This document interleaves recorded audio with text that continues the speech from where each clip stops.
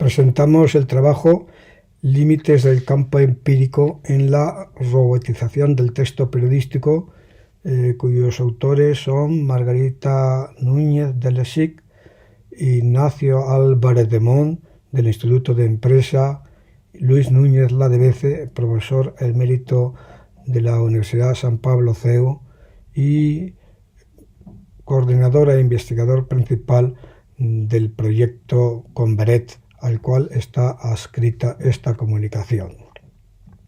Nuestro trabajo revisa el uso de la inteligencia artificial en las actividades de tipo literario y narrativo, que está ya ampliándose a los aspectos de la autoría, de la información y la robotización de acciones periodísticas.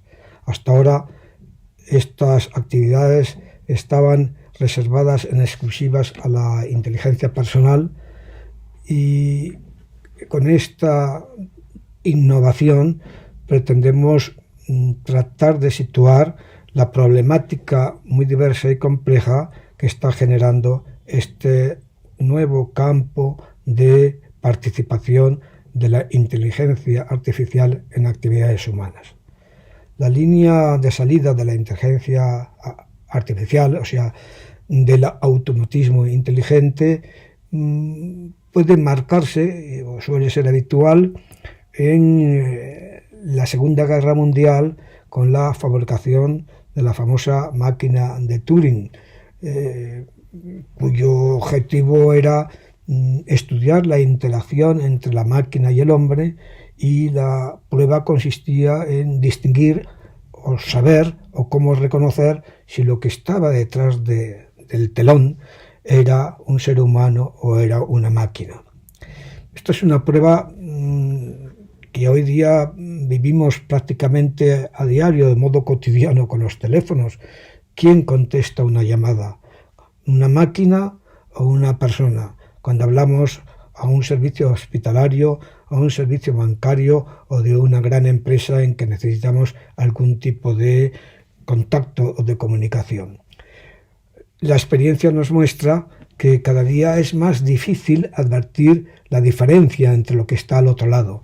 De algún modo, en todo esto, proceso de automatización y de robotización de la inteligencia artificial, lo que queda claro es que la máquina se aproxima más a los humanos, y en algún sentido puede decirse que los desborda y los ha superado, como ocurrió en la célebre contienda entre Deep Blue de IBM y el genio Kasparov. Era evidente al final que Kasparov iba a ser vencido, pero una cosa es el ajedrez, porque al fin y al cabo es un espacio cerrado y por lo tanto un espacio completamente arreglado en todos sus movimientos, y otra cosa es el espacio abierto de la indeterminación humana. Ahí las cosas son distintas. De aquí que para estudiar la diferencia, para encontrar algún fundamento de carácter sólido, hemos encontrado en la filosofía de la técnica de Ortega y Gasset la noción y nos servimos de ellas, de campo de observación y de campo pragmático, que él explica de una manera no sistemática, como suele hacer siempre en sus obras, principalmente en El hombre y la gente.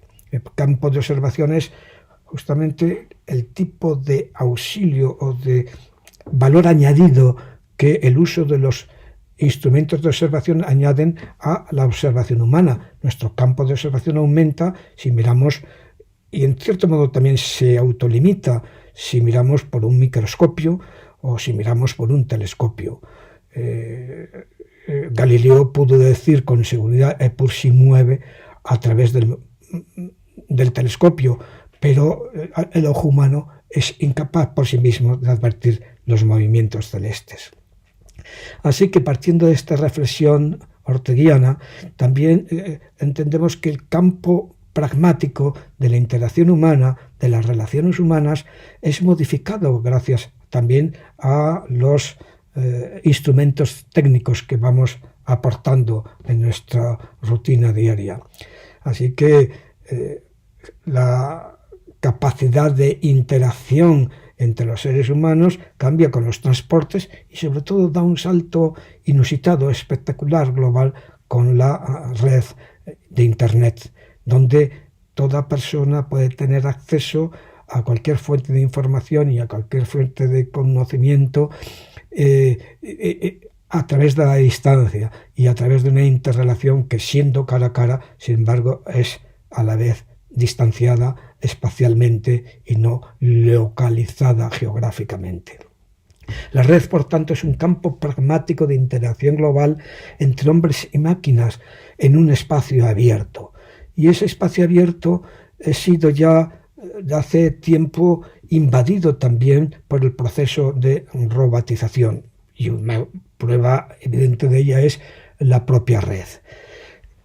Con ella se explica ahora que sea posible la sustitución de los traductores humanos por traductores mecánicos, porque todo aquello que en el ámbito de la propia indeterminación de la vida puede ser rutinario, puede ser reglado, puede ser sustituido por una máquina. Así, cuando Tushman estudia las rutinas periodísticas, todas esas rutinas que se van estableciendo pueden ser objetivamente pasadas a un procedimiento mecánico. Lo mismo que ocurre con la traducción del lenguaje. Evidentemente que sería muy difícil encontrar a alguien que tradujera del sánscrito al japonés, pero a través del procedimiento mecánico es encontrar la máquina que pueda hacerlo sería mucho más fácil que recurrir a una persona humana que tuviera ambos conocimientos.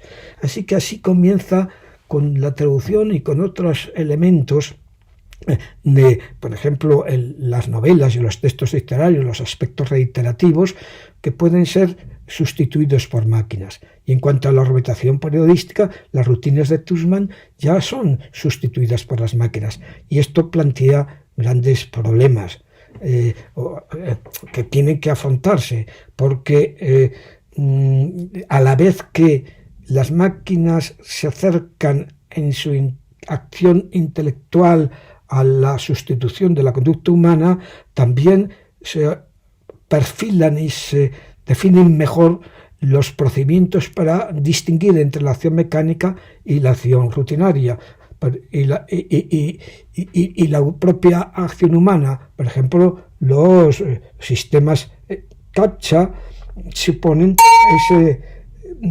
diferenciación que nos permite saber quién está detrás de un ordenador respondiendo, si una máquina o un ser humano. En cuanto a la robotización del proceso periodístico, tenemos tres problemas fundamentales, los cuales ya previamente se vieron en otros aspectos del cambio de la robotización. Por ejemplo, los procesos sociolaborales ya dentro de las agencias o de las redacciones pueden plantearse, pero eso pasaba lo mismo con el automatismo fordiano. Sin embargo, hay cosas completamente nuevas que plantean problemas jurídicos y problemas éticos. Problemas jurídicos como quién es el autor, cuál es la fuente, dónde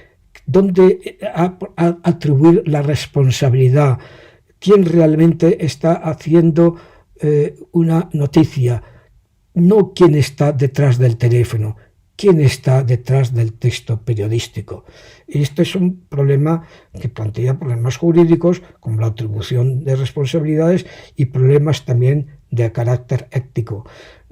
Solamente la floración de terminología anglicista novedosa como el populismo, los fake news y la posverdad ya nos indican que hay aquí unos problemas de carácter ético moral global que necesitan ser afrontados en toda su intensidad. Y la cuestión definitiva es que, como toda robotización tiene un autor humano detrás y es el sistema de parámetros el que lo mueve y el que lo controla, al final la gran pregunta es quién controla al controlador, quién está detrás de los parámetros y cómo poder controlar este sujeto que es ajeno y oscuro y desconocido.